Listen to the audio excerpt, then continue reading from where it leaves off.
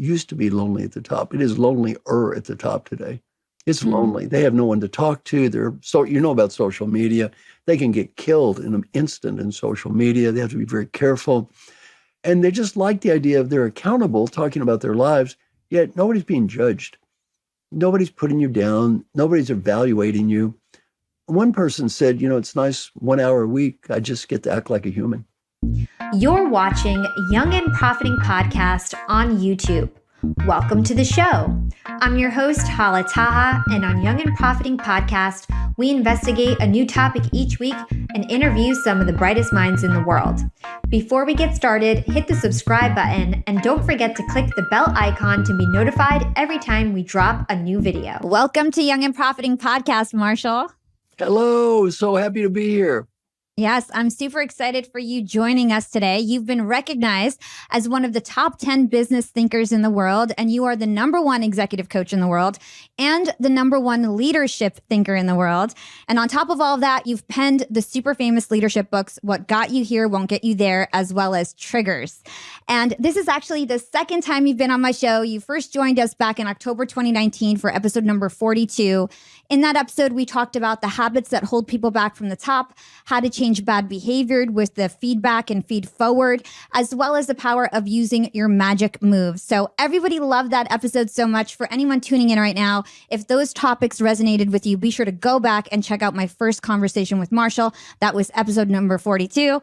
And so, Marshall, this time around, you're coming back and we are much closer friends. Fun fact is that my team at Yap Media is running your social media, and we're also gearing up for the launch of your podcast. So super happy to have you here, Marshall. Oh, you guys do a wonderful job, and I am happy to be here.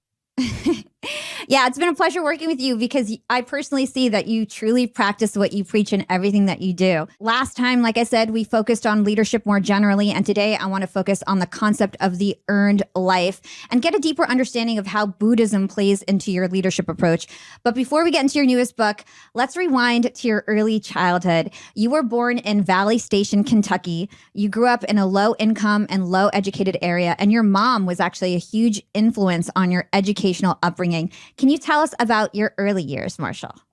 Well, again, brought up in Valley Station, we had an outhouse the first 4 years I was in school, so I wasn't brought up in yuppie land.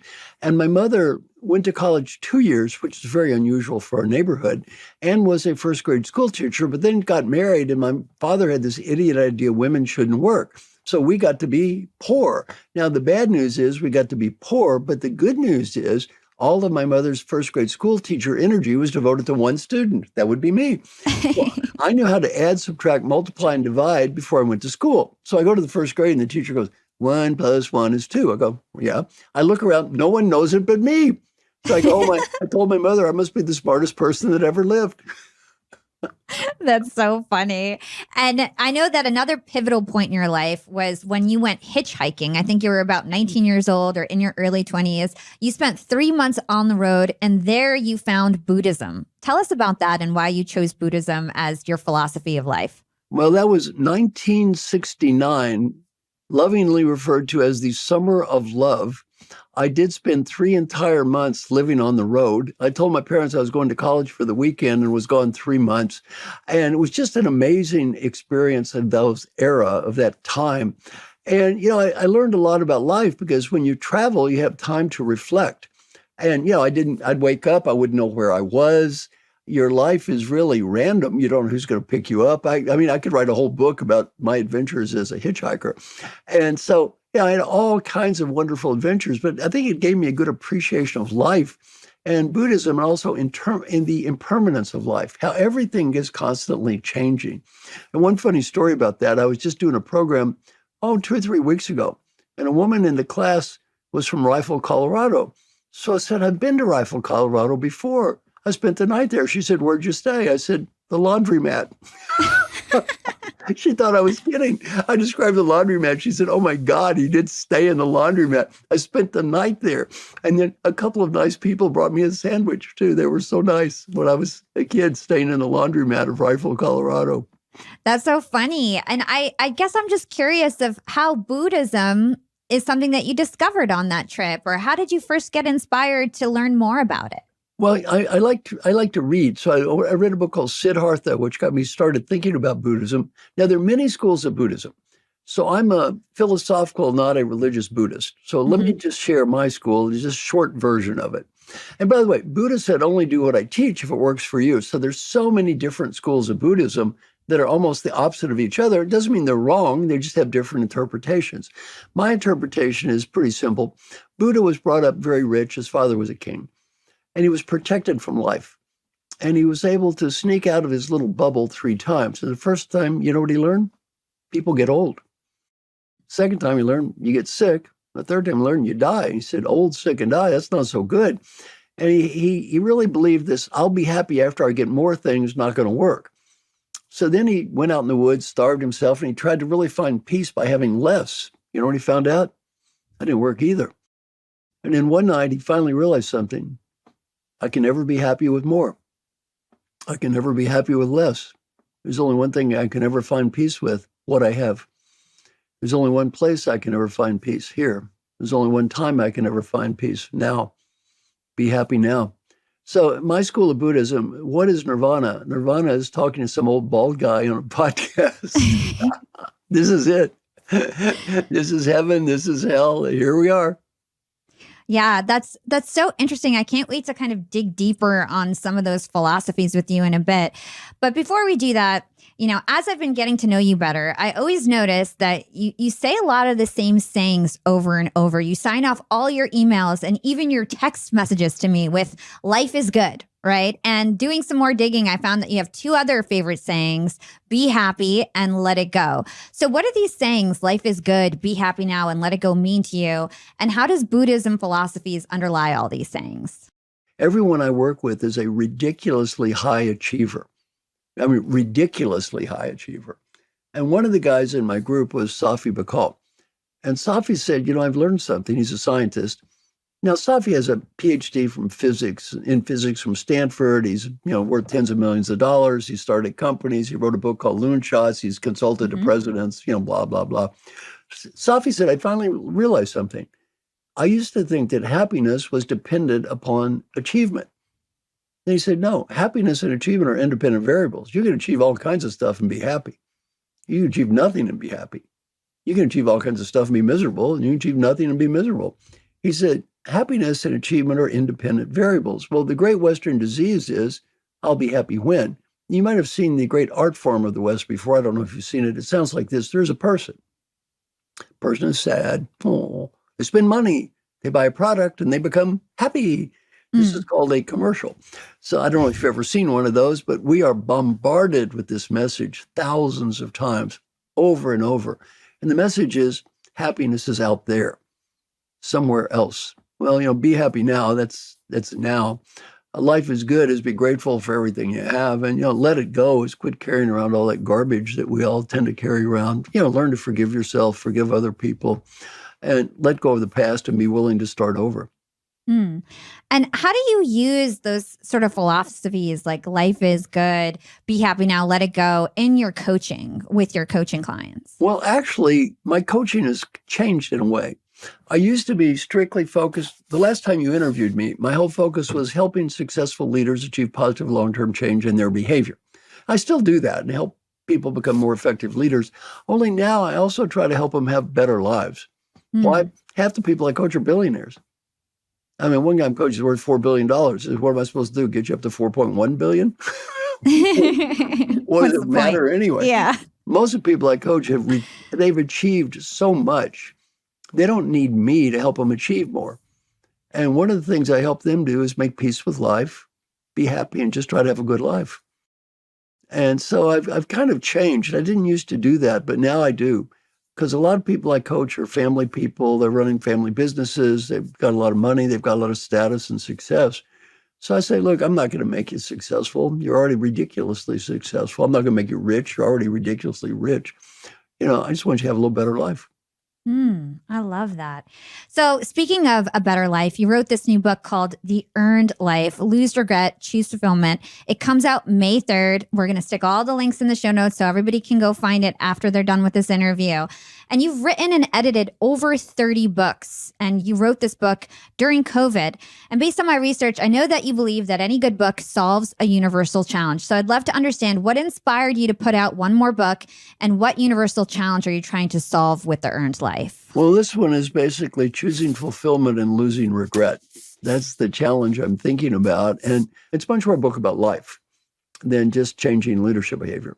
Yeah. And I personally loved this book. I read like a book a week, Marshall. And I was just like, there's so much meat and potatoes in this book. Some books are very fluffy. Yours was not. This was really meaningful and had a lot of unique insight that I haven't heard before. So I highly recommend everybody go check out The Earned Life. I loved it. But you wrote it during COVID, right? And I'm wondering, like, did something trigger you personally to write this book? Yes. During COVID, a lot of this book is what I learned during COVID. Now, during COVID, I had no idea what the world would end up being like. And my friend Mark Thompson and I, we spent, I think 400 or 500 hours. Every weekend, we spend 6 hours with these phenomenally successful people. And every weekend, they would talk about their lives. What went well, what could have done better, their challenges. I mean, week after week, hour after hour, we did this. And I learned so much about life, and I can mention the names of the people. There's incredible people. Pau Gasol, the famous basketball star, was in our group, and Curtis Martin, the NFL Hall of Fame, and then we had Telly Leung, Broadway star, and we had head of the Olympic Committee, head of the Rockefeller Foundation, president of the World Bank, on and on. Just a phenomenal, very diverse group of people from all around the world. We had people from India, from Indonesia, from Paris, all different places. And they all talked about their lives, and they just loved it. And, why? Well, one, there's an old saying, it's lonely at the top. It used to be lonely at the top. It is lonelier at the top today. It's lonely. They have no one to talk to. About social media. They can get killed in an instant in social media. They have to be very careful. And they just like the idea of they're accountable, talking about their lives, yet nobody's being judged. Nobody's putting you down. Nobody's evaluating you. One person said, it's nice 1 hour a week. I just get to act like a human. This is basically what I learned from all of that. What I learned from all of these people, and what did I learn from all these incredibly, high achieving people, and, just trying to share that with everybody. And again, the realization of 99% of humans, what they're trying to be? They're trying to be them. They're trying to be like those people I was with. I mean, these people, if you look at their bios, they look like gods. But you know what you learn? They got kids with drug problems, parents with Alzheimer's. They get sick. They're just humans like everybody else. Yeah. It's because, like you said, happiness doesn't necessarily mean fulfillment or no regret, right? So let's talk about this topic of regret and choosing to live the earned life. How would you define an earned life? Well, an earned life occurs when you really have alignment between three things. One is your aspiration, your higher sense of purpose. The second is you're achieving something meaningful. And the third is your day-to-day actions. When the actions are aligned with those things, that's how I define the earned life. And it's interesting because most humans in the history of the world were lost in the action phase. They just show up, they go from day to day. They're not bad people, but they just do whatever's in front of them, and they kind of just live. Some people are really lost in aspiration, higher purpose. They don't achieve much, but they kind of live in their heads. The people that I work with, pretty much, if they're not careful, are lost in achievement. They achieve so much that they're almost achievement junkies. And sometimes if we're not careful, we get so lost in achievement, we forget to ask the question, why am I working 90 hours a week? Or number two, we forget to enjoy the process of life itself, the day-to-day actions of life. So with these people, really getting them to focus on, don't become an achieveaholic. Oh, and the other thing I think is very important in this is never make your identity or your value as a human being based on achievement or the results of achievement for two reasons. One, You don't control the results. The results are impacted by many things you don't control. And number two, even if you achieve the results, how long does that bring any kind of peace or happiness? A week? Not much. Then what do you have to do? More. One of my favorite parts of the book is the story about the marshmallow research. I love that story. So in the marshmallow research, you take these kids and you give them a marshmallow. So say the kid, well, kid, if you eat the marshmallow, you get one. But if you wait, two. So then the kid that waits eats two. Now, allegedly, they have this research to show the kid that eats one marshmallow becomes a drug addict, and ones that eat two go to Harvard and get PhDs or something. It seems a little overblown, but the point of the research is very clear. Delayed gratification is good. Delayed gratification. Almost every self-help book, delayed gratification is good. Here's how you can work out more. Here's how you can go on a better diet. Delayed gratification is good. Well, here's the problem with the research. They didn't take the kid that ate two marshmallows and said, kid, wait a bit. 3. Oh, don't eat those. Wait a little bit more. 4, 5, 10, 1,000. Where do you end up? An old man sitting in a room waiting to die, surrounded with uneaten marshmallows. It's so true. Sometimes you have to eat the marshmallows. It's so true. I feel like this is why the book resonated with me so much, because I feel like I'm like one of those overachievers who can't stop achieving. And sometimes it's okay to slow down and think about like, what is my ultimate goal here? And just be happy with what you have, right? And not always be thinking about what's next.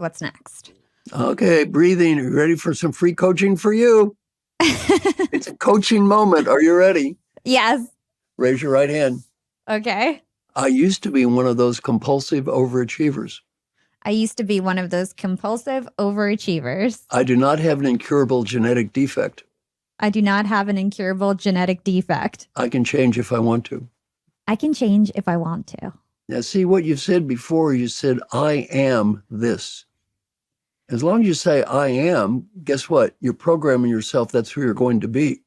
Nothing wrong with that if you don't want to change. If you do want to change, don't talk that way.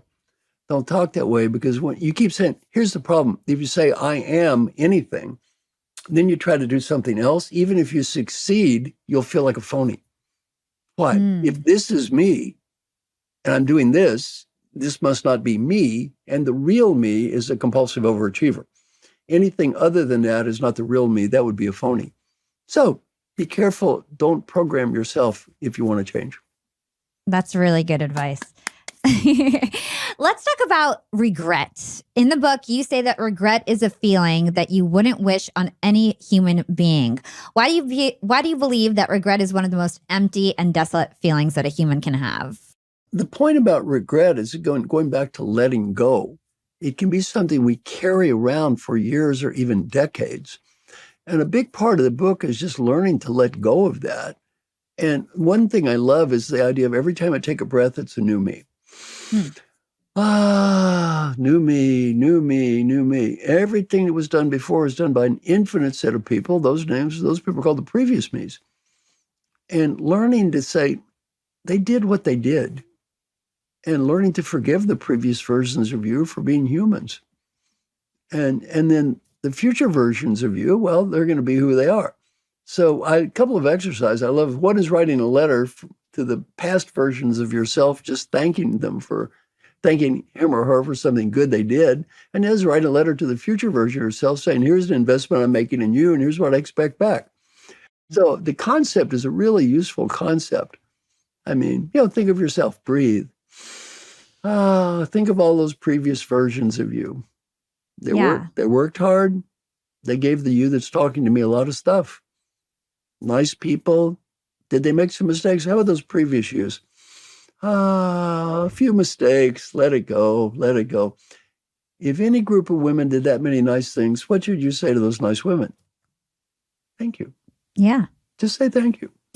Yeah. Forgive yourself. I'd like to really dig deep on this because I think this is really, really important what you're saying. So Buddha once said, with every breath is a new me. And he meant that literally, right? And a core pillar of Buddhism is something called impermanence.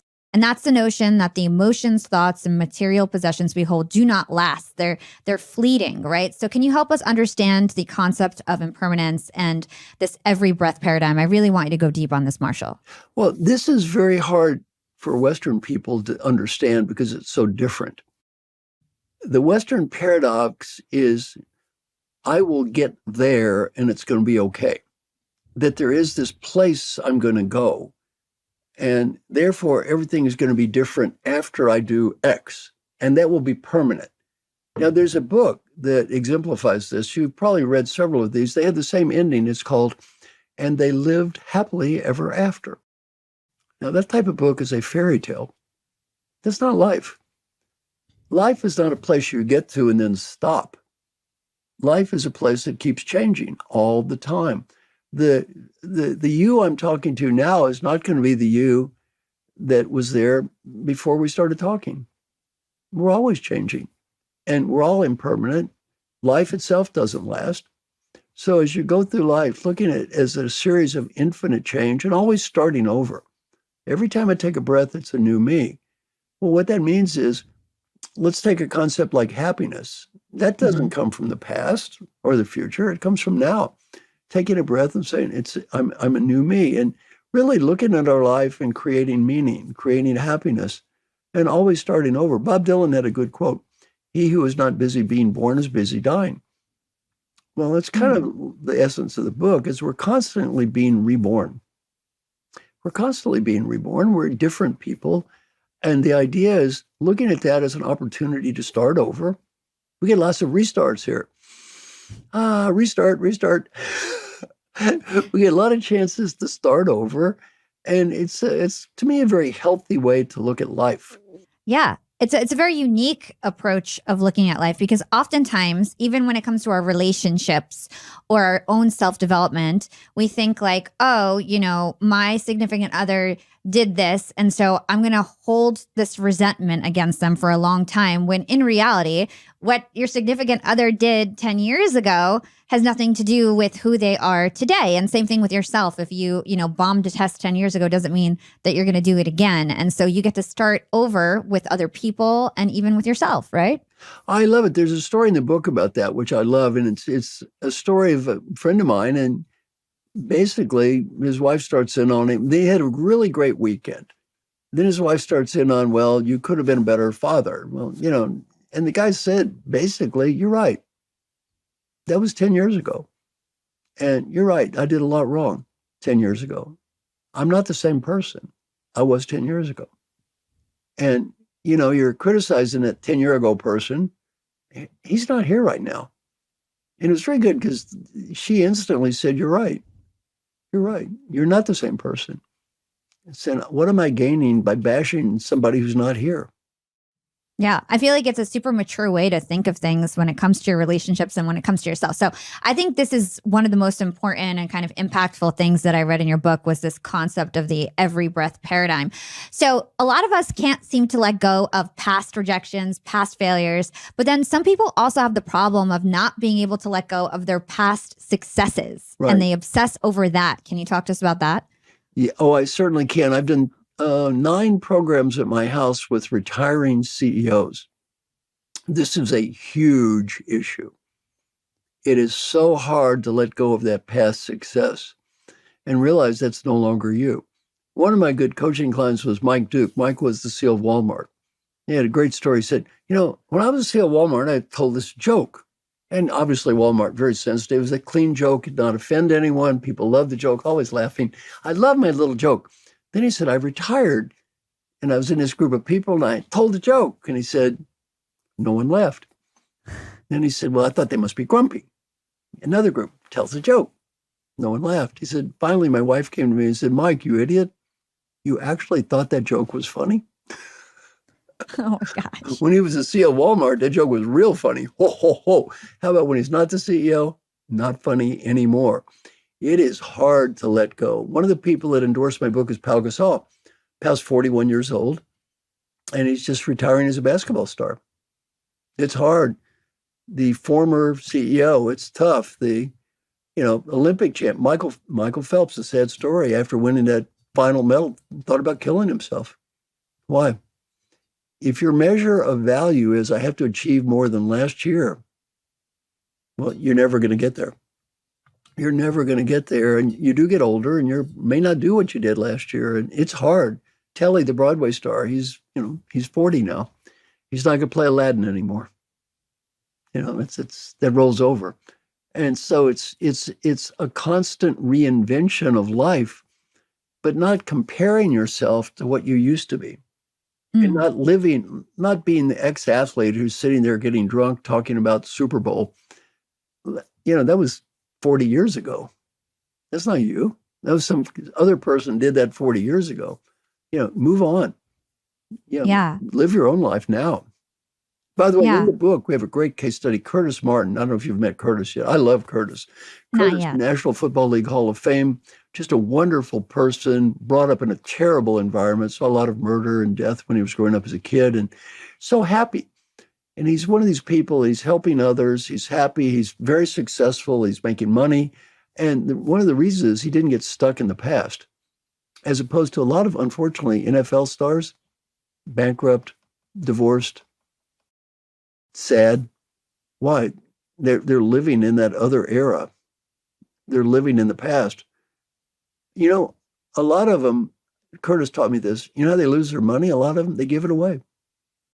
They literally give their money away because they're trying to buy love. It doesn't work. There's a good song about that. Money, you got a lot of friends hanging around your door. When it's gone and spending ends, they don't come around no more. Well, that doesn't work. That doesn't work. Yeah.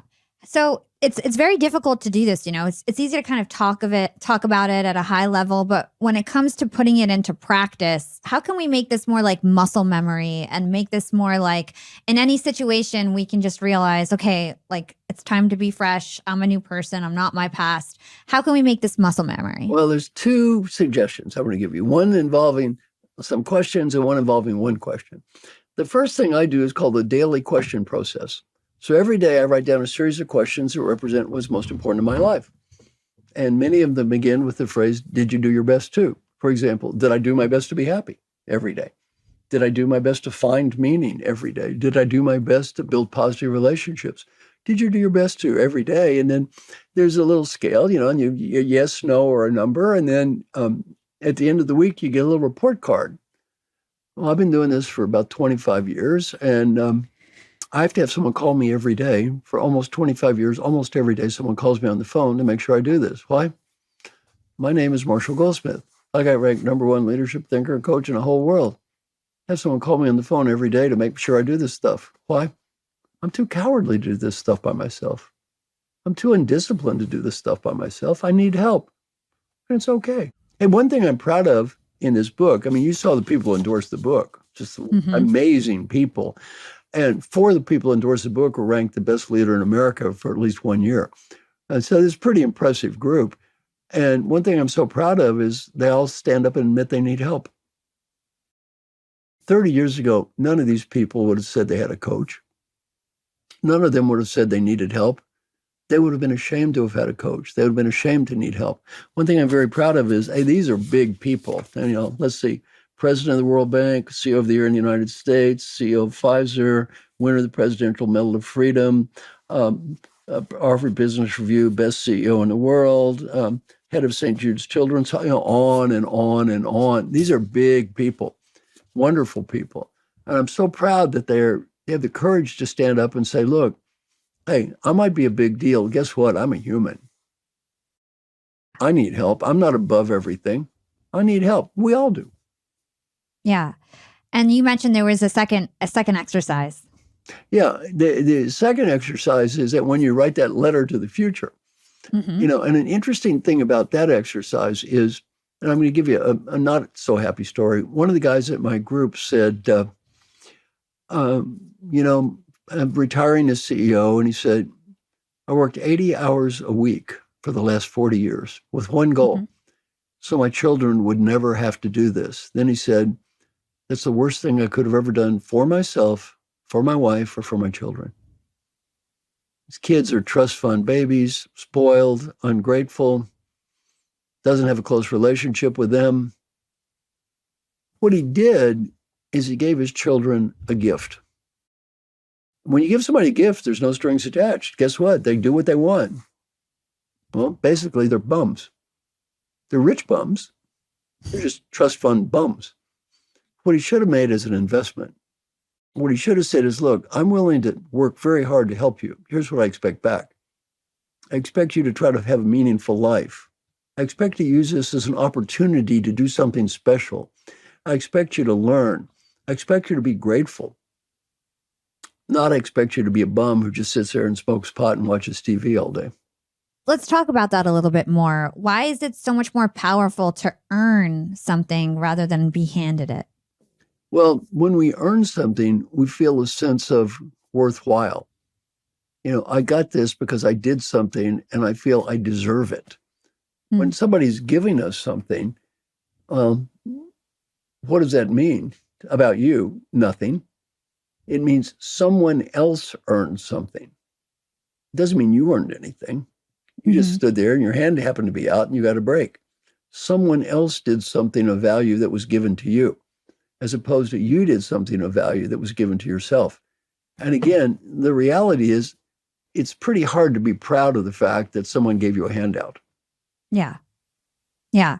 So this reminds me of something that you said in your book. It was actually the definition of an earned life. You said, we are living an earned life when the choices, risks, and effort that we make in each moment align with an overarching purpose in our lives, regardless of the eventual outcome.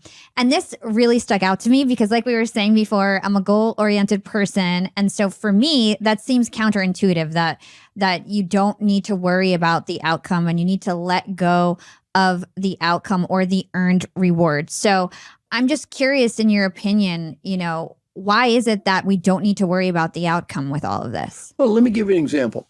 The parable of the golfer and the beer can. Okay. Now, here's a golfer, and there's a chance to win the club championship. There's a big chance, and he never had a chance before last hole. And he's getting their tip, and people in front of him foursome, drinking beer, noisy, very distracting. But he thinks he's sort of hits the shot. Looks perfect. All of a sudden, something happens. It bounces into a terrible position. He's walking toward the ball. What happens? He sees a beer can. The idiots in front of him have left a beer can on the fairway. Now his ball is in a bad straits. He's angry. Oh, those idiots. What does a golfer need to do? Stop. Breathe. Forget about the drive. Forget about the people. Forget about the beer can. Forget about winning the championship. You come up with a strategy, you walk to that ball, and you hit the shot in front of you. See, in life, all you can ever do is hit the shot in front of you. You hit the shot in front of you, and when you're thinking about the results, you're living in the past, you're dreaming of the future, you're not focusing on hitting the shot.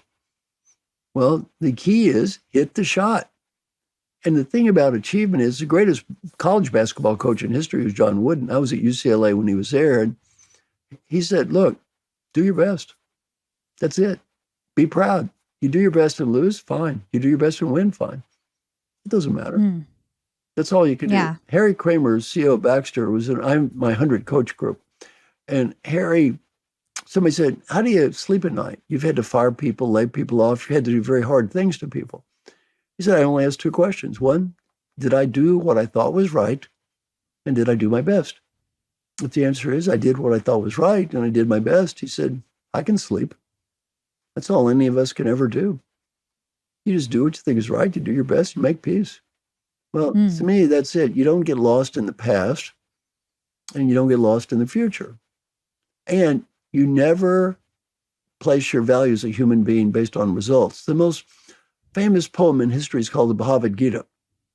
And this is the essence of the Bhagavad Gita. You have a person with two choices in the poem, the Bhagavad Gita. One choice is very bad. The other choice is worse. And he's going on and on about how bad his choices are. And the message is pretty simple from Krishna. The message is, do what you think is right, do your best, and make peace. And sometimes in life, we do have two choices, bad and worse. Okay? Pick the one that's least bad and make the best of it. I love that. I think that's super powerful. So I'd love to talk about regret and fulfillment in terms of the fact that it's a spectrum, right? So I also thought this was pretty enlightening in your book. You know, you say that regret and fulfillment are like opposite sides of the spectrum, polar opposites, right? Right. And everybody kind of lands on one part of the spectrum, no matter how successful they are. So you could be super successful and still have a lot of regret because you may have focused on your career, not your family or something like that, right? So I'd love for you to kind of walk us through how regret and fulfillment are total opposites, and maybe some examples of people that you've met where, you know, they surprised you in terms of the regret that they felt. Yeah, very surprised because the people I deal with are all on paper amazingly successful. Yet some of them, like the one I mentioned, if you look at it, CEO, huge company, multi-millionaire, highly educated, smart, well, you'd think, well, fulfillment, the guy's off the charts. Not really. Not really. In his own mind, not really too happy with life. And basically said, I blew it. I blew it here. And the problem with that regret and fulfillment thing is other people don't fill out the scorecard. You do. And, you know, you may fool somebody else, but at the end of the day, you got to live with yourself. And you've got to look at that and say, well, what do I feel? Am I proud of this? Am I ashamed of this? Do I have regret? Am I sitting there saying, I wish I would have? And the book begins with a story of a guy, you know, an interesting story, a guy filled with regret because he wanted to go out with some woman and he basically chickened out. He got afraid and then he's carried it around. This sense of existential regret. If I would have, things could have turned out better for me. Maybe, maybe not. He still carried it around. It's very hard to forgive ourselves and forgive others and just let go and say, all right, that was then, this is now. That was then, this is now. And I mean, I coach people that haven't forgiven mom and dad for being who they were. I mean, for 30, 40 years, they're carrying around this anger. And the problem with all that is you're not hurting the other person as much as you're hurting yourself. And I feel like the other kind of lesson in all of this, and just an insight that I had from your book or what you're trying to solve, is there's no one size fits all when it comes to regret, right? There's small regrets that don't really matter. And then there's these big existential regrets, you call them, like not having children or not taking a big job. And this is the purpose of your book, is to make sure that you know what you want in life so that you don't make these big regrets that are super hard to let go. Is that right? And it's interesting because we seldom regret the risk we take and fail. We often regret the risk we failed to take. So it's a question of, I talk about risk and opportunity. When do I take the risk? When do I not take the risk? And I point out examples of when risk-taking is very important and when it's not. And I give some example in my own life of a stupid risk. And I was like 27, and we're going out and riding boogie board. I don't know, I'm not that much of an athlete anyway. And then I get macho and I start riding a few waves. Oh, you can do it. And then I go out there like an idiot and try to ride a 9-foot wave and flips over and breaks my neck in 2 places. I'm lucky I'm even here. And I talk about that from like this. Is that part of my aspiration in life to be a surfer? No. Am I any good at it? No. Am I ever going to achieve anything? No. Why am I doing that? Well, I got lost in this macho, ridiculous, show-off thing. That's an example of just, not really thinking. On the other hand, when you take a chance on something, maybe you don't succeed, but you tried. Well, then you can look back on life and say, hey, I gave it a shot. My home now is here in Nashville. I mean, God bless a lot of these kids. They're all waiting on tables, but they're giving it a shot. They're going to try to be the music star. And reality is most of them aren't. Yeah. Yet still, I respect them. They're trying. They're giving it a shot. And at the end of the day, they'll probably be okay. Just do something else. Yeah. It's so true. And I love the connection that you made with, taking the appropriate risks and not making mistakes, like taking a big risk on something you don't even really want, right?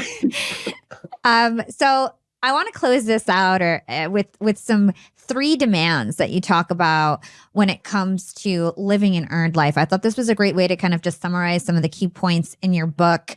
And I'll tee you up for each demand and maybe ask some follow-up questions. Sure. So the first demand was live your own life, not someone else's version of it. Can you tell us your 2 cents on that one? Yeah, and I can't mention his name, it's my friend Mark Tersick, who was he's a managing partner of Goldman Sachs. They did the IPO, he makes a ton of money. And he's thinking about being the CEO of the Nature Conservancy. And we're walking around, he says, well, I don't know, what will they think of me? I'm sitting there going, what do you care? It's not their life, it's your life. Well, part of this, that first thing is live your own life. I mean, it's pretty hard to live a fulfilling life if you're not living your own life. And you got to say, what does real life mean to me? Not somebody else. And get over that, I have to impress so-and-so because so-and-so doesn't care anyway, really. And just not trying to waste your life on that and being willing to take or not take a risk to live your own life, which sounds pretty simple, but an amazing number of people don't. And they end up dying thinking, I wish I would have. I wish I'd have gone for this, gone for that, gone for something. Well, it's not somebody else's life. This is your life. Yeah, so part of it. And it's not as simple as it sounds. Because we're so focused on, and not in a negative way as human beings. We've been brought up, you have to impress people, you have to gain approval. That's just part of our history. It's hard not to do that all the time. Yeah. I think a lot of people have this problem where they let other things and people stop them from going for their dreams. And so in your book, you actually list off a couple reasons why people don't live their own life. 2 of them that really stuck out to me was inertia and obligations. Can you tell us your perspective on inertia and obligations? Well, inertia is the greatest predictor of anything we're going to do. The biggest predictor of what are you going to do 5 minutes from now is what are you doing now? And so we all tend to be where we've been, go where we've gone. And in my other book, I talk about this too. It's hard for successful people to change. Why? Any human or animal will replicate behavior that's followed by positive reinforcement. Now, the more successful we become, the more positive reinforcement we get, and we fall into a trap. I do this, I am successful, therefore this makes me successful. I'll just keep doing this over and over and over again, as opposed to saying, maybe I can do something different. Or maybe this doesn't always work all the time. So that's kind of inertia. And then obligation is what we talked about, though, the feeling that somehow I'm supposed to do this. I am supposed to do this. In Mark's case, he's a managing partner of Goldman Sachs. It's not like they're all going to sit there and go through, oh my God, he left us, I'm going to die. No, they'll do fine without you. Well, Jim Kim, greatest story. Jim Kim was president of Dartmouth College. And, Jim Kim's a great guy. He was a Partners in Health, literally saved tens of millions of lives. He's president of Dartmouth College. He's a great guy, but not necessarily the best job for him. This food in the student cafeteria and raising money all the time. So he gets offered the job as president of World Bank. Oh, I don't know. I've only been at Dartmouth College 2.5 years. Should I take the job? I said, take the job. So then obligation, but he ended up taking the job. I called him 3 months after he had the job. I said, Jim, I'm at Dartmouth College. Guess what? It's still here. It's still here. And now they're all complaining about the new president. Life goes on. It's so funny. We all make these decisions as if people care that much about us. And at the end of the day, people only care about themselves. Nobody cares. Primarily, right? And also, if you ask them, most of them would probably say, just do whatever you feel like. It's so true. Okay, so another one that's really interesting in terms of why we don't live our own life, vicarious living. And I think this is super interesting given everybody's addiction to social media. How does vicarious living really prevent us from living our own life? Well, I mean, vicarious living is huge. I don't have to tell you, you know more about this than I do, but the average kid that's flunking out of school is spending, 55 hours a week on some sort of media, TV, movies, social media. It's an addiction. And we have to be very careful because when you're living vicariously, you're living through someone. It's not your life. You're not one of the Kardashians.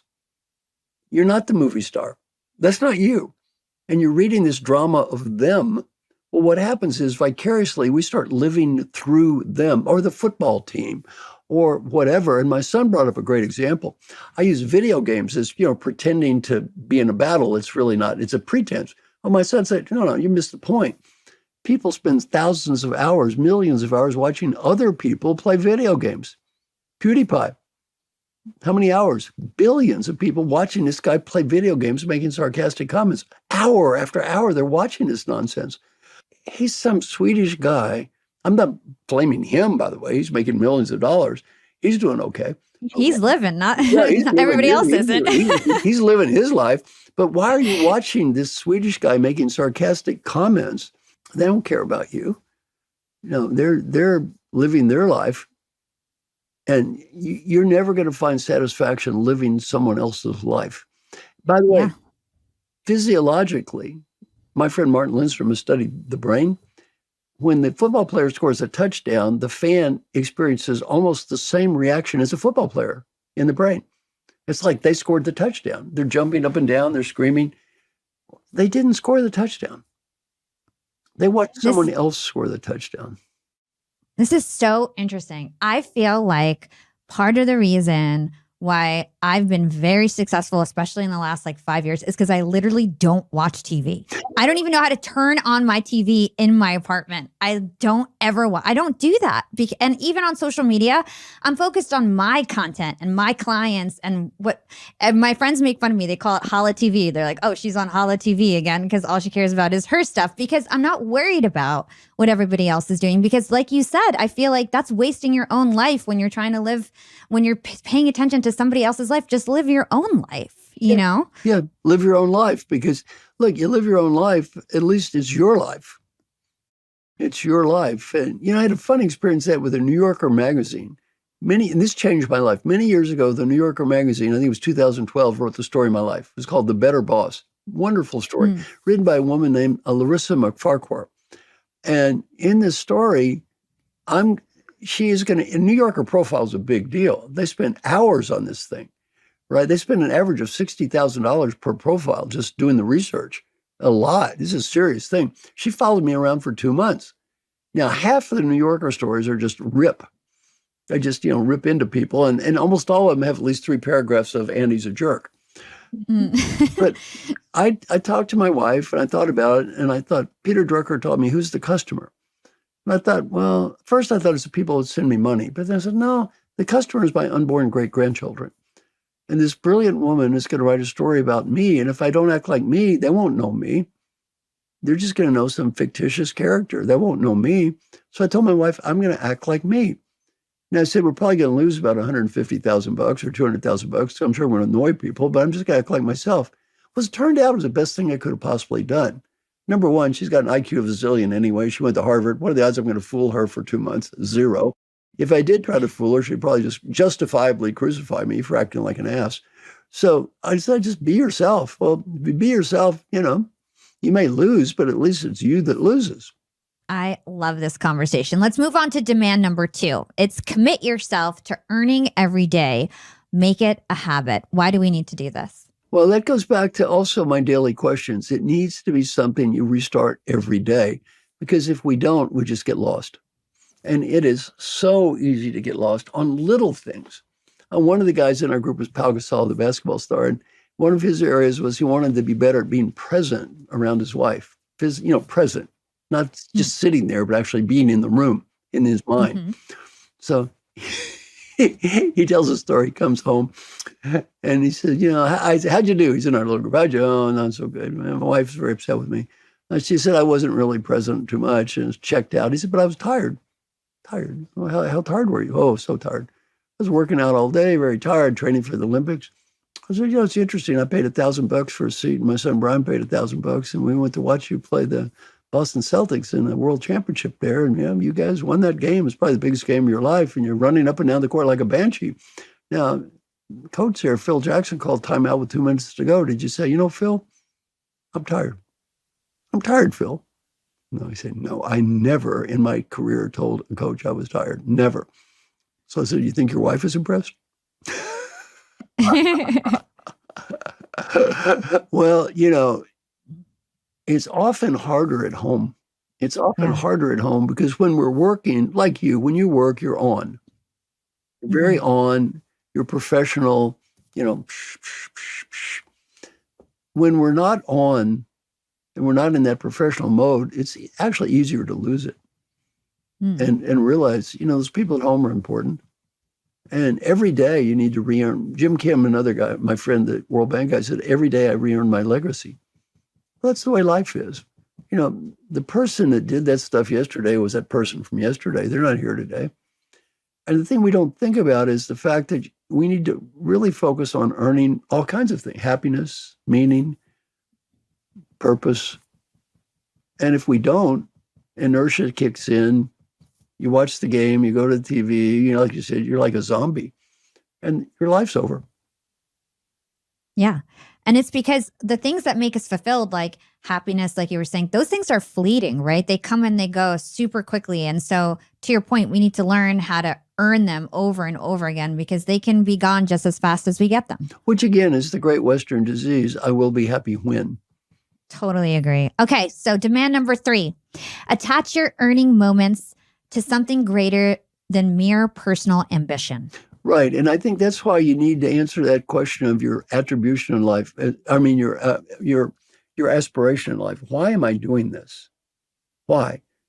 Because the people I know work their butts off. They're all phenomenally hardworking, achievement. They don't need me to teach them about delayed gratification. They live delayed gratification. They're highly educated. They're successful. They work their butts off, right? Well, you've got to have an answer to this question. Why am I doing this? And if there's not some higher purpose as to why, then why are you sitting there killing yourself to achieve all this stuff unless there's some higher reason to do it? And it doesn't have to be religious reason, just some reason. There needs to be something. It could be I want to have great kids that have good lives, or I want to help as many people as I can, or I want to help the people I'm with have a little better life. It needs to be something, though, that's not just a goal line. Because the problem with the finish line is, after you cross the finish line, you are finished by definition. And there's part of the book is a good phrase my wife came up with: after the victory lap. What happens? All the people cheering, yay, yay. Well, what happens after the victory lap? If that's it, you're finished. This is super inspirational. So there's one more question I want to ask before we start to really wrap this up. And it's sort of related. We'll figure out how it's related. And it's the fact that you wear the same outfit all the time. You wear a green polo shirt and khakis. I meet with you once a week. I see you every week. Yeah. And it's true. You wear the same thing every time, no matter like if you're on a podcast interview with me to 50,000 people, or if, it's us and 4 people, right. You're wearing the same thing. Talk to us about this freedom in limiting your choices and how that relates to an earned life. Well, there's a chapter in the book called The Agency of No Choice, which talks about the value of not having to make choices. And back to the New Yorker story, ironically, this connects. In the New Yorker story, the woman said, I always wear a green t-shirt and khaki pants. I actually didn't, but she said I did. So after that, people kind of expected it. And I thought, what the heck? This makes my life easy. I don't have to think anymore. So literally every day I wear the same clothes, green t-shirt, khaki pants. It makes life easier. One more decision I don't have to make. Decisions are tiring. And the more we can eliminate decisions, the better. I mean, Barack Obama, he basically said he has a gray suit and a blue suit and a white shirt and a blue shirt. And his wife picks out the ties and that's it. And he just kind of stumbles around. Why? He doesn't want to think about that. Well, it's nice. So I don't have to think about what I wear. And the more we can look at choices that are not that critical to us, it makes our life simpler, makes it easy to pack. And the nice thing is people expect me to wear a green shirt and khaki pants, so I can go work in Citicorp with everybody else has a coat and tie and they're all dressed up. I don't have to wear a coat and tie. Why? People don't expect me to. Yeah, you've just made it iconic. You're just an icon, style icon. Awesome. This was such a great conversation. So I always wrap up the interview with 2 of the same questions to all of my guests, and then we do something fun at the end of the year with them. So the first question is, what is one actionable thing my young and profiters can do today to become more profiting tomorrow? Well, I'm going to define profiting in a different way. I'm going to define profiting as achieving a meaningful and successful life for you, which is not necessarily money. And that is breathe. And imagine you're 95 years old and you're just getting ready to die. Before you take the last breath, you're given a beautiful gift, the ability to go back in time and talk to the person who's listening to me now. What advice would that old person facing death have for you that's listening to me right now? Well, whatever that advice is, do that. That is the definition of a profitable life.